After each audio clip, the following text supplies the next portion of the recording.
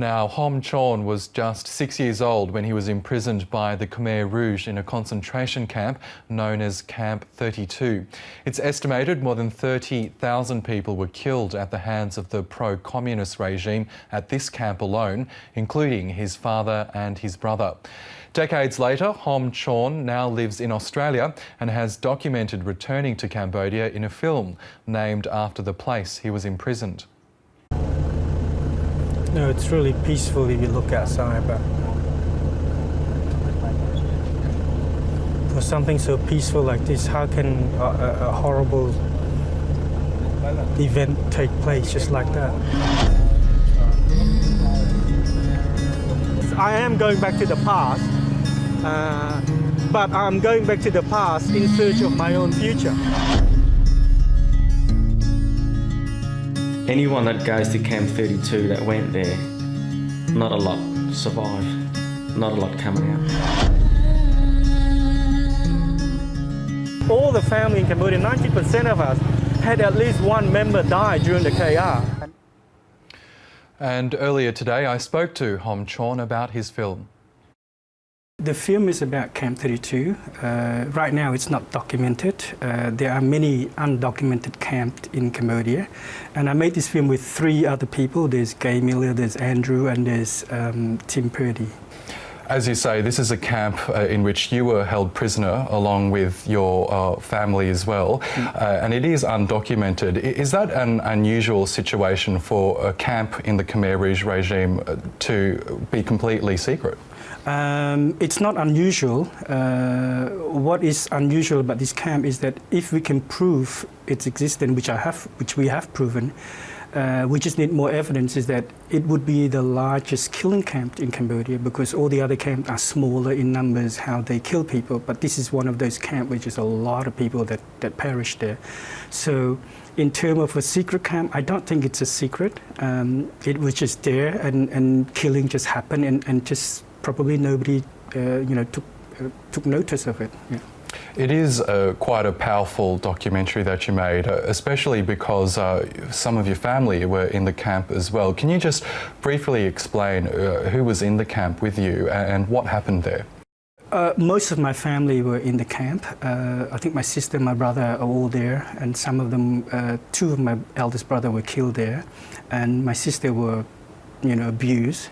And then there are, because Cambodian has an extended family, so we have a lot of family members on my father's side who were there as well. So I think in total on my father's side, there's at least 55 family members who perished there.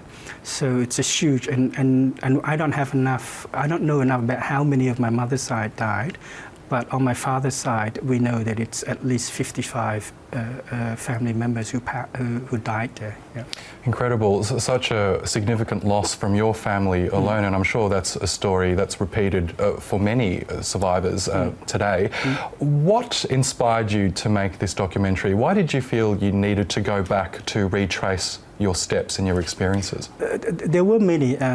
One of the most important one was that, growing up in Australia, I'm lucky, and I have all of this, life's necessity just landed on a plate. But the thing is that every night I go to sleep, I would have nightmares. I would have this dark figure who was always chasing after me, and this stayed with me until I was about 30 years old. And that's when I realized that, well, if I don't confront it, if I don't do something about it, this will always happen to me all the time. And I don't want this to happen to me when I'm 65. So I might as well just deal with it now while I'm in my late 40s and I still have enough mental strength to handle it. So that's why I've chosen to do it. And I think I somehow felt like, the lost generation, where if you don't confront it, you just can't let go, and it won't let you go either. And I needed to let go because I need to have a new life. Now that you've completed this film, how do you feel? Do you feel exactly how you wanted to? Do you feel a sense of relief? I feel a sense of relief, but not exactly what I wanted, in that it doesn't hurt me as much anymore. It doesn't disable me as much anymore. But I still felt I haven't done enough yet. because I haven't got the camp recognized by the UN and by the, the Holocaust Center in Cambodia yet. Once I reach that stage, maybe 50% of the fear is gone. I have to deal with the other 50. And as we know, there is an ongoing UN-backed tribunal to bring the very few surviving members of the Khmer Rouge regime to justice. There has been a lot of criticisms, but also some positive reactions to the fact that this tribunal is taking place. How do you feel about it? Do you feel a sense of justice as a result of that process? A minute justice, yes. A huge justice, no. Minute justice, why? Because we cannot allow people who commit genocide to just go. They need to be punished. That's the minute justice that I have.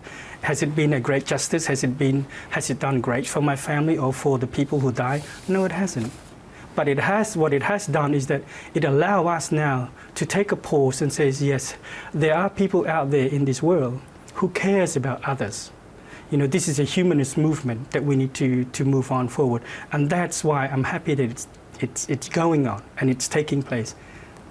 But personally, I do have my question about it.